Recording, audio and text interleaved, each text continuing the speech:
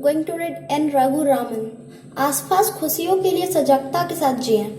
कल्पना कीजिए कि आप यह लेख पढ़ रहे हैं और आपके दरवाजे पर कोई दस्तक दे रहा है। आप दरवाजा खोलते हैं और व्यक्ति कहता है, मैं कृष्ण हूँ। आप आधुनिक कपड़े पहले व्यक्ति की ओर देखकर पूछते हैं, कौन कृष्ण? वह कहता है, वही कृष्ण जिसकी तुम पूजा करते हो। मैंने सोचा कि मैं एक हफ्ते के लिए 24 घंटे तुम्हारे साथ रहूं। चिंता मत करो, मुझे तुम्हारे सिवा और कोई देख या सुन नहीं पाएगा। मैं बस देखना चाहता हूँ कि तुम जिंदगी कैसे जीते हो। लेकिन याद रखना, मैं तुम्हें हमेशा दिखता रहूंगा, पर तुम कभी मेरा परिचय किसी से नहीं करा सकते। आप उस व्यक्ति को अंदर ले आते हैं, लेकिन आपकी पत्नी उसे देख नहीं पाती। वे ऐसे व्यवहार करती है जैसे आसपास कोई ना हो।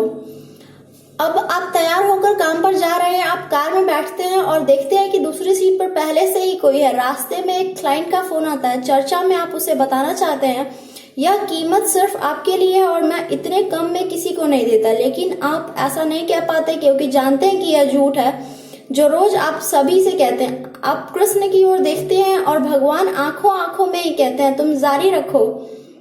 और अचानक आप कीमत में कुछ 100 रुपए कम कर देते हैं और ऊपर कही गई बात दोहराते हैं। आप जानते हैं कि आप अब सच बोल रहे हैं। फिर उस पूरे दिन में आप वही करते हैं जो एक अच्छे इंसान को करना चाहिए, लेकिन आप लगातार कृष्ण की नजर में हैं। आप पत्नी का फोन उठाते हैं और उससे एक बार भी नहीं कहते कि मीटिंग में हो, क्योंकि आप नहीं थे। आपकी पत्नी पूछती है, आज आपको अचानक कोई मीटिंग क्यों नहीं है?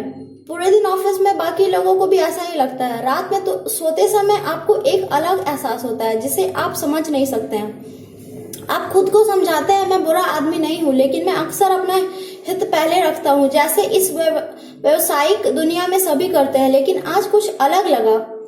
आपने वैसा ही व्यवहार किया जैसा आपको बनाने वाले ने पृथ्वी पर भेजकर आपसे चाहा था।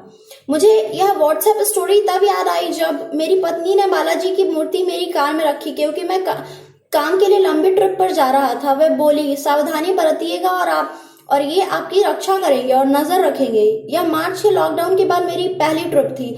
नजर रखेंगे शब्द में मेरे मन में गूंजते रहा और ट्रिप के हर कदम पर सावधान रहा। बार बार हाथ धोने से लेकर बाकी साफ सफाई वाले व्यवहार जैसे मास्क पहनने तक ध्यान रखा, जिनका हम घर पर बुजुर्गों के होने पर सख्ती से पालन करते हैं, लेकिन आमतौर पर ऐसी चीजें भूल जाते हैं।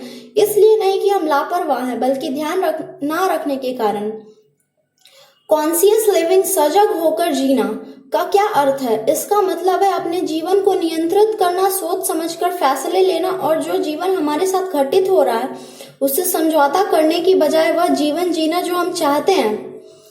कन्विंस विद गॉड सीरीज के अमेरिकी लेखक नील डोनाल्ड वॉल्स कहते हैं कि अपनी मर्जी से जिया गया जीवन सजग कार्यों का जीवन है। बिना अपनी मर्जी से जिया गया जीवन अवचेतन रचना है। फंडा यह है कि अगर हम इस सजगता के साथ जिए कि ईश्वर सिर्फ मूर्तियों में नहीं है बल्कि हर पल हमारे साथ है, तो हम आसपास एक शानदार दुनिया बना सकते हैं। Thank you.